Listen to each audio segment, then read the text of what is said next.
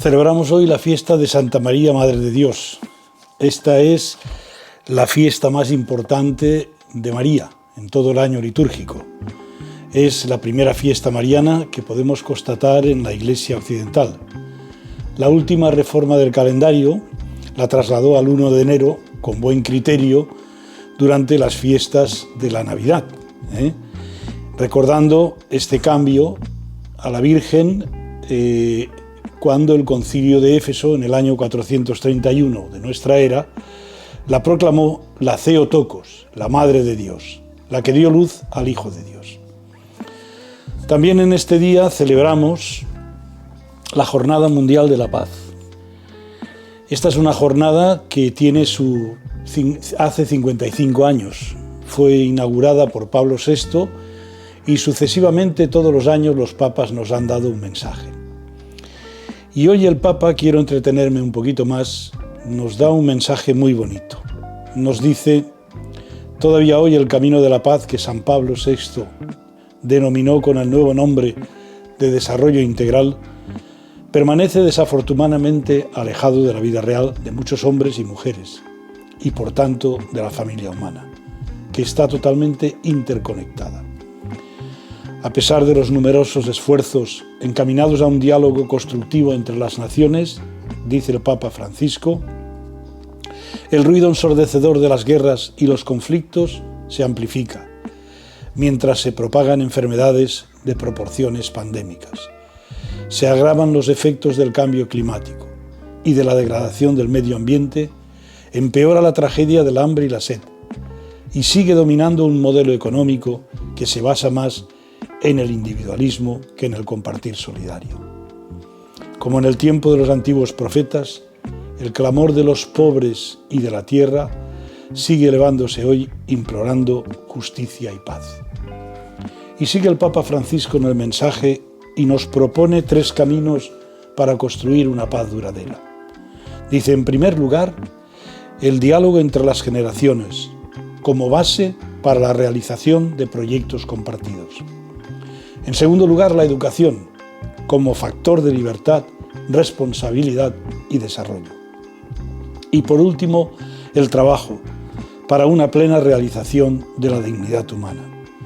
Estos 3 elementos son esenciales para la gestación de un pacto social, sin el cual todo proyecto de paz es insustancial. A mí me parece que es importante que escuchemos esta voz del Papa, que denuncia también en este texto de la Jornada Mundial de la Paz, dice, los gastos militares han aumentado, superando el nivel registrado al final de la Guerra Fría, y parecen destinados a crecer de manera exorbitante.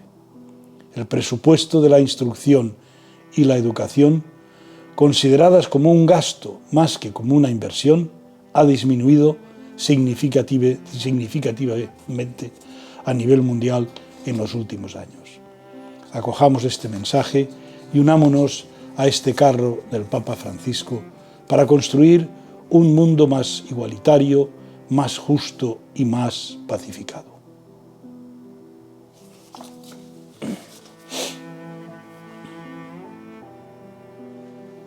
Fiesta de Santa María, Madre de Dios.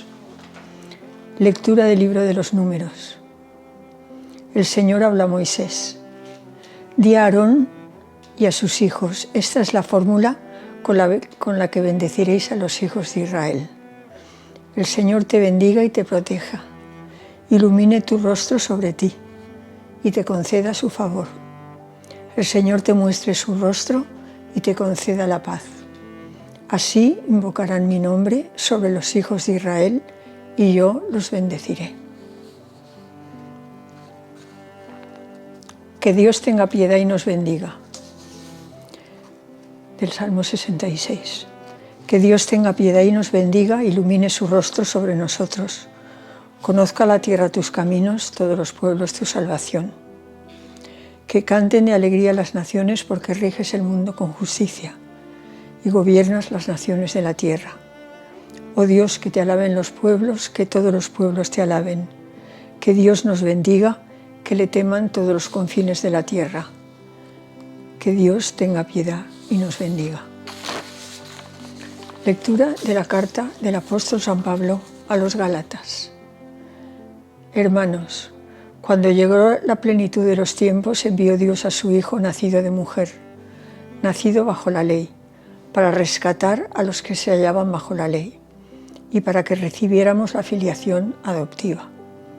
La prueba de que sois hijos es que Dios ha enviado en nuestros corazones el Espíritu de su Hijo que clama Abba, Padre. De modo que ya no eres esclavo sino hijo, y si eres hijo, eres también heredero por voluntad de Dios. Lectura del Santo Evangelio según San Lucas.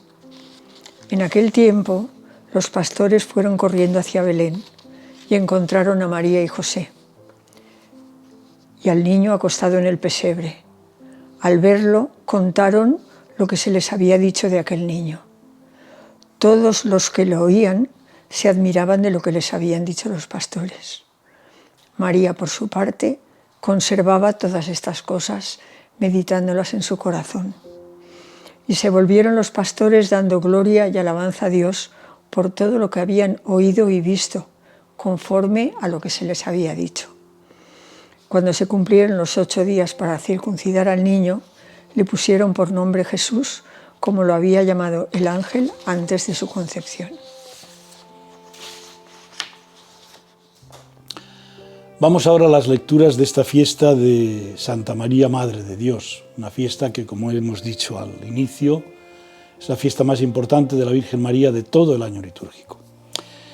Y la liturgia de la palabra nos propone el primer texto del libro de los Números, ese libro que nos cuenta dentro de la Torá, el Pentateuco, el relato de la partida del pueblo de Israel desde el desierto del Sinaí hacia la tierra prometida, capitaneado por Moisés. Y aquí vemos la bendición que el Señor le propone a Moisés para que se la proponga a Aarón. Y en 3 ocasiones habla Yahvé. El Señor Yahvé habló a Moisés. El Señor te bendiga y te proteja. El Señor te muestre tu rostro. Esta es una bendición en la cual la palabra clave es justo esto, la bendición, el decir bien Dios de los hombres. Es la abundancia de la bendición de Dios. La bendición recordará siempre a su pueblo la benevolencia de Dios hacia él. Iluminar el rostro sobre alguien es conceder su benevolencia y la seguridad de su presencia y su protección. El Señor te muestre tu rostro y te conceda la paz. Todo rezuma una personalización. Dios está bendiciendo al pueblo, pero al mismo tiempo está bendiciendo a cada uno de sus miembros. Y esta bendición es también muy conocida porque la asumió Francisco de Asís. Cuando hablamos de la bendición de San Francisco, estamos hablando, grosso modo, de esta bendición. Y nos vamos a la segunda lectura de la carta a los Gálatas. Esta lectura nos habla desde el primer momento del misterio de la encarnación. Cuando llegó la plenitud de los tiempos, es decir, cuando Dios vio que la humanidad estaba lo suficientemente madura para recibir al Salvador. Por eso a continuación dice que envió Dios a su Hijo, clarísimamente San Pablo. Y ahora indirectamente nos va a hablar de la Virgen. Siempre nos resulta sorprendente que la figura de María, tal cual, no aparezca directamente en San Pablo, expresamente. Ha sorprendido siempre a todos que en los escritos paulinos esto no sea así.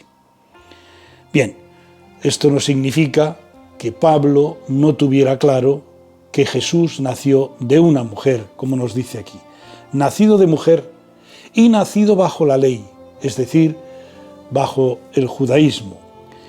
¿Y para qué? Para rescatar justamente a aquellos que se encontraban esclavizados por la ley y para que recibiéramos sobre todo la filiación divina. A través de esa mujer recibimos la filiación divina, esa filiación que nos hace hermanos de Jesús, nacidos de María. Y Pablo insiste, la prueba de que sois hijos de Dios es que Dios ha enviado, en 2 veces aparece, envió Dios a su Hijo, y Dios ha enviado a su Hijo a nuestros corazones. ¿Para qué? Para que el Espíritu Santo nos haga clamar Abba. Abba es la palabra aramea cuando un niño pequeño se dirige a su padre. Y de modo que ya no somos esclavos, sino hijos. Y si eres hijo, eres también heredero por la voluntad de Dios. El amigo Pablo en esta carta nos deja bien claro lo que significa ser hijo de Dios, esa filiación divina. Y nos vamos al Evangelio. El Evangelio es la última parte del relato del nacimiento de Jesús. Hemos visto en estos días las partes anteriores, el momento del nacimiento en Belén, y ahora viene ya la última parte, centrada fundamentalmente en los primeros invitados a contemplar al Hijo de Dios, es decir, los pastores. Los pastores son esos hombres que, como dice el texto del Evangelio, se encontraban a la intemperie con sus ovejas, con sus cabras, y habían recibido la revelación de la identidad del niño Dios, Señor y Mesías. ¿Y por qué los pastores? Pues porque probablemente los únicos que son capaces de reconocer a ese niño Dios sean los marginados, los pobres. Los pastores en aquella época eran personas que no gozaban de la mejor fama posible. Al contrario, la gente desconfiaba de ellos. Y su misma presencia, la presencia de los pastores, también visualiza la descendencia davídica. No nos olvidemos que el rey David era un pastor. Pero a la vez que los pastores eran sospechosos de conducta irregular, marginados de la época, esos pastores se convierten en pregoneros de lo que han visto y oído. Son mensajeros y apóstoles de la buena noticia. Por eso, los creyentes somos convocados a proclamar y pregonar en el mundo lo que hemos visto y oído, en la experiencia sacramental, en la escucha de la palabra y en la experiencia personal, particularmente en estos días. Y el segundo personaje que aparece es María. Y María, que aparece meditativa y contemplativa. Y aparecen 2 verbos, conservar y meditar. Conservar y meditar. El primero, conservar, sugiere la acción de guardar celosamente un tesoro, muy valioso y en lugar seguro. ¿Qué lugar más seguro que el corazón? María guardaba estas cosas, conservaba, guardaba estas cosas en su corazón. El corazón en la antropología hebrea significa lo más profundo de la persona, el entendimiento, la voluntad, la sede de las decisiones, allá donde pensamiento, sentimiento y acción se funden, cada una desde su propia identidad en una sola acción. Pero además dice rumia, medita, rumiar, darle vueltas. Todos los acontecimientos y gestos no son comprensibles en un primer momento. Dios se acerca al hombre y el hombre necesita profundizar. Por lo tanto, María le da vueltas.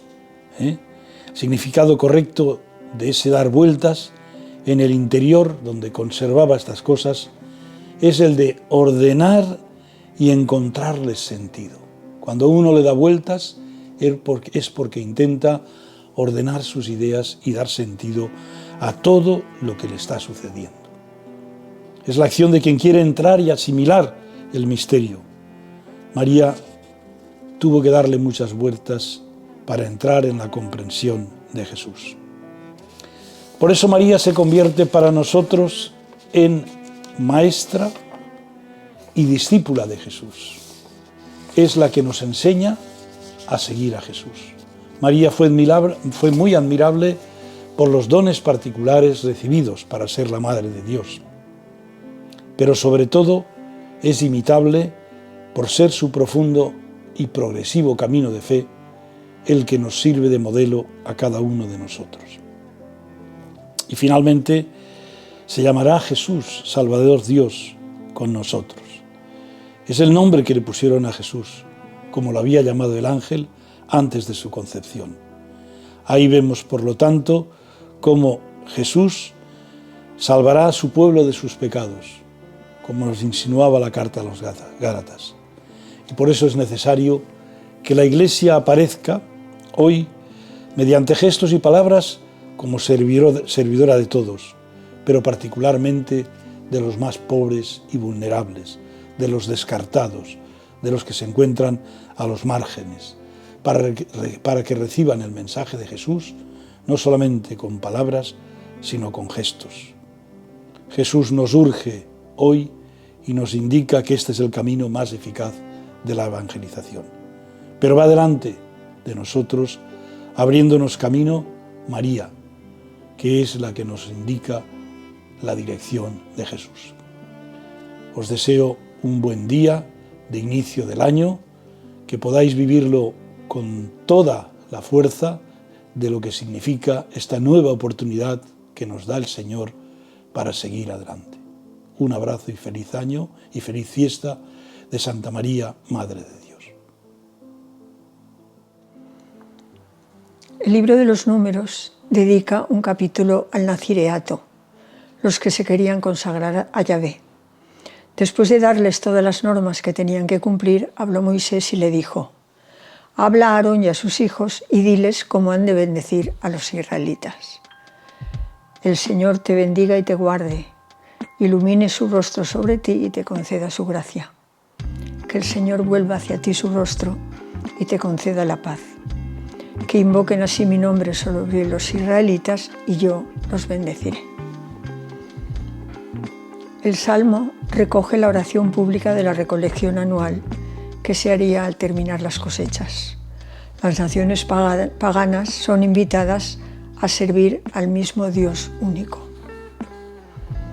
La carta de Pablo a los Gálatas nos dice que Dios envió a su Hijo, nacido de mujer, María, Madre de Jesucristo, nacido bajo la ley, para rescatarnos de la ley y concedernos ser hijos de Dios. La prueba de que somos hijos es que Dios envía a nuestros corazones el Espíritu de su Hijo que clama: Abba, Padre. Por eso ya no somos esclavos, sino hijos y herederos por voluntad de Dios. El Evangelio de hoy nos devuelve a Jesús en Belén con María y José. Hace unos días, celebrando en la Sagrada Familia, lo teníamos al niño de 12 años, pero seguimos ahora con el niño de Belén. Los pastores habían oído el anuncio y fueron corriendo a ver al niño.